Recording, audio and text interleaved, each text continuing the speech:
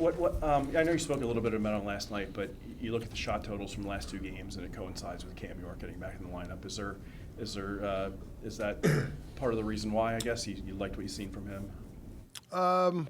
Yeah, maybe. I mean, obviously he's a quality defenseman. That helps. But I think in general the team's been pretty good. One of the positives, the D-zone coverage has been pretty good. We haven't really given up a ton of slot shots, I don't think, and keeping the shot totals, which is good. Now, we'd like to get more shots ourselves, but in the way things have played out, I got to give the team a lot of credit, keeping low shots against our goalies. I know, obviously, you got to get more from the offense, but as a coach, I'm assuming you'd rather have that defensive foundation in place before, first and foremost, and then worry about the offense as we go along here. Yeah, but offense is, the offense is willing to do certain things, right? You got to play the inside. You can't have four guys always up. The D got to find lanes to get shots through. We're having a lot of movement. From this year, I've seen a lot more movement. The guys are telling me than last year. They like the movement part, but now it's the execution. The execution is something where we got to keep working on with this team. The execution of a 10-foot pass and then shooting the puck with somebody there, that's offense to me. And we're kind of misclicking some stuff on the offensive part. You mentioned about liking the team defensive play, but talking about the D pairs, this past week you leaned pretty heavily on your top two D pairs. Yeah. Is that something that you're going to kind of keep doing until Risto's back, or do you want to eventually get the third pair more minutes? We got to get more minutes of the other guys, 100%. We can't run these guys out, on fumes. We got to be careful. Now we're in game. We've played some really quality opponents, situational stuff. You got Scheifele, you got Kaprizov, you got the Bennett and Marchand, and Carolina's got some Aho, those talented guys. So those guys get the yeoman's work, but we do have to. I'd be lying to say we can't run those guys out that much because first of all you can get hurt, and second of all you can just wear your players out. So we need some guys to step up in those roles. What did you see last night from Zamula, and what do you need to see from him maybe moving forward? Yeah, I didn't. He didn't really make too many mistakes. He just kind of played. He was there, right? I just liked him push it a little bit. Especially in the neutral D-to-D pass, skate, and look for your options. I think a lot of times he's just looking to pass. So a little more aggressive there, and just a little more aggressive on the close. I think sometimes he's there, stay in the battle, but he was better. So I have to give him credit. So he hasn't played in a week. So we'll see how, if he plays tomorrow, if he can, take that another couple of steps forward on that. How much do you lean on Juleson in that pairing? Because obviously you know him, and he's also a veteran defenseman. Yeah, if Jules, he's just got to, he can put some real good shifts together. He's just got to, I've known him. He can't make that blaring mistake, and I think he's trying to get that out of his game, and I've seen that. He's. So when you're giving teams 15 shots, Winnipeg, Minnesota, both quality teams, he's part of that. And the D are part of that, helping us do that. I know it's early, but Sanheim leads the league in minutes per game. Yeah. I'm sure you want to maybe get that down a tab. Sure. How much of a luxury is it to have a guy that you can just have faith in those situations? Well, like I said to you guys before, he came in great shape. So he can handle heavy minutes. Now we can't. Like I said, we got to find other minutes for other guys, but he came prepared to play those minutes. I mean, he worked really hard this summer. I got to give him a lot of credit. Did he really? How much? It seemed like he really opened your eyes in Four Nations. Well, not just me. I think it was the other coaches. The other coaches didn't know much about him, and they just saw his steady game, of closing in on people, leading. Being not afraid up in the rush, making the right play at the right time.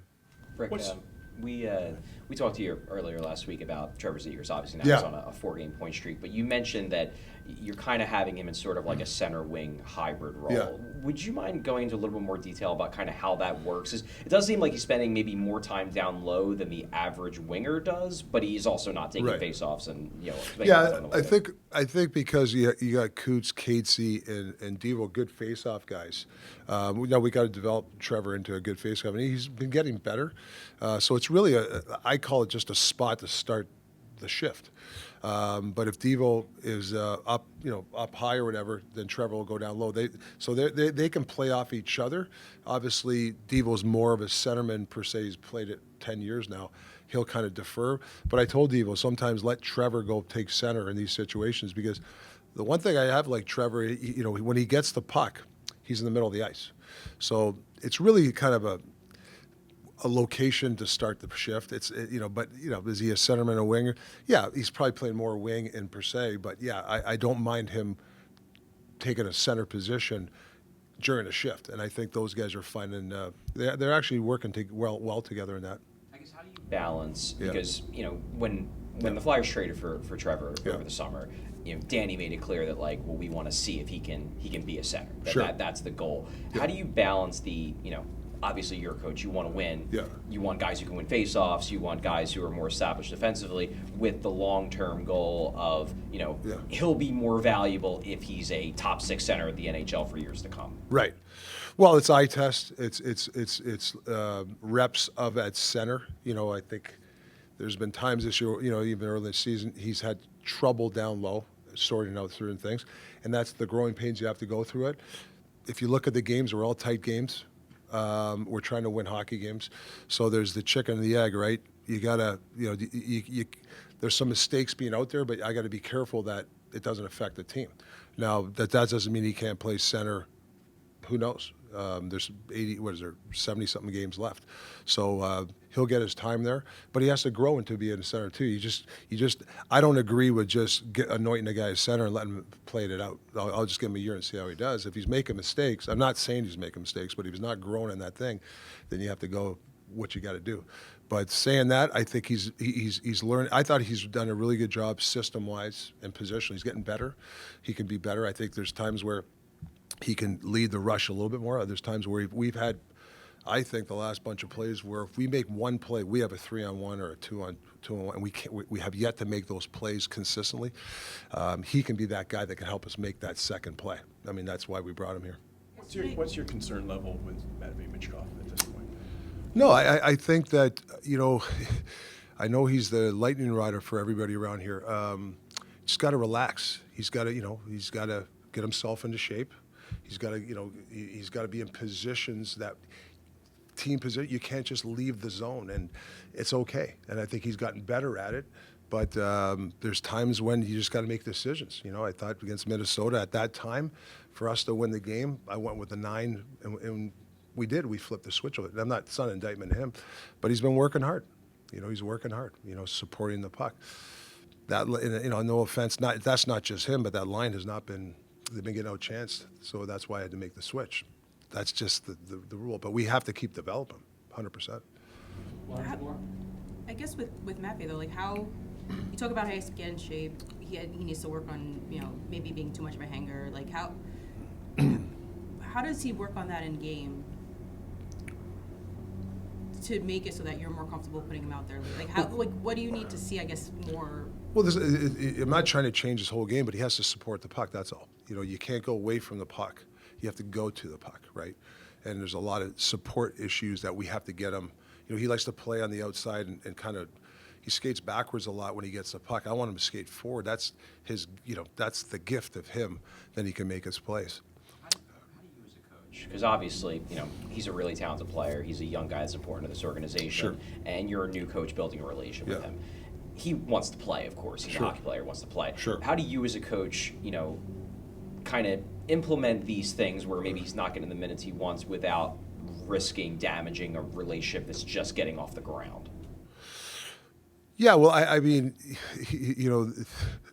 we talk about everybody wants to win around here, and everybody wants to build a culture, and you got to do that first, right? I'm a big believer in that, and not everybody's a system guy. You don't want robots out there, and I don't want him to be a robot. But there's also things that you have to participate on the team part.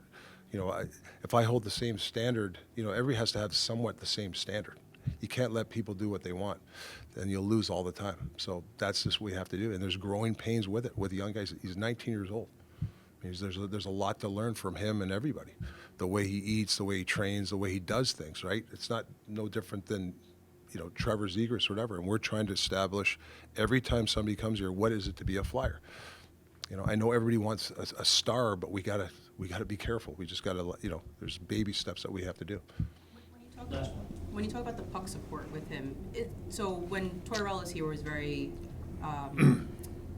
zone, but not the box. Do you think he's struggling with understanding the difference? Because KHL is very different, right? Huge Yeah. rinks, you have so much time and space. It's very different Sure. defensively. He had that for so many years, and then he comes and Tortorella has his way of doing things, and now it's a new system Sure. completely. Also, again, getting still maybe acclimated to that on the smaller rinks. Right. Do you think there's that? He's still struggling with just figuring maybe the North American game out a little bit and now with your system being a little different. No, I just think that he's been in a video session every day asking the right questions, and he'll tell you, yeah, no, I'm in the wrong spot. He's just got to know when is the time to cheat and when not. We don't have the puck. You can't be at center ice. That's the rules of hockey. I don't have it's black and white for me. When there's to think the game 2 steps ahead, oh, geez, we're going to get it, and this guy's going to do that, I'm going to take up. Yeah, use your offensive brain. And whether it comes for my system defensively, the wingers is the easiest position to play. My system, any system. So the wingers, it's the centerman, the D, where they have a lot of switches. It gets complicated. The wingers really have your quadrant, and that's kind of your job. Just you got to make sure you're in the slot, covering certain people because you don't want those slot shots.